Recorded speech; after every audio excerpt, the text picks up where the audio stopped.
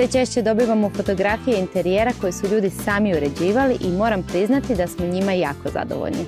Danas vas vodimo u čak 2 stana koja je gledateljica upravo završila, a sve je opremljeno na jednom mjestu kod domaćeg proizvođača namještaja.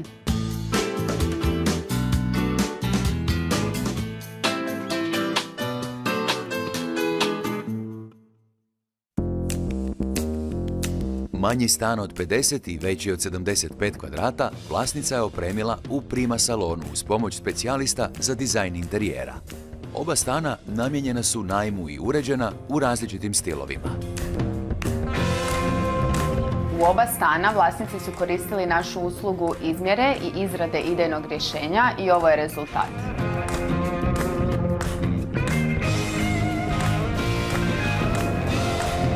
Veći stan u potpunosti je do najsitnijeg detalja opremljen Prima asortimanom. U ovim stanovima možemo vidjeti kako se Prima namještaj može prilagoditi svakom prostoru.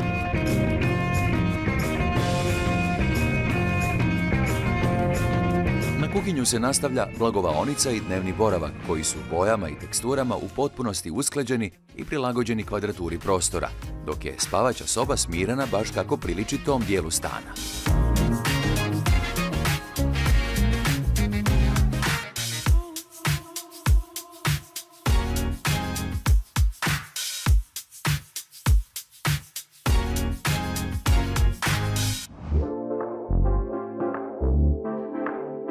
Manji stan svjetlih je tonova.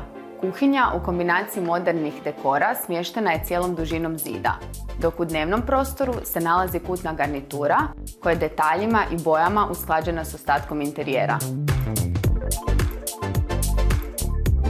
Spavaća soba osmišljena je u suradnji s vlasnicima gdje je uz krevet i ormar smješteni kutak za šminkanje.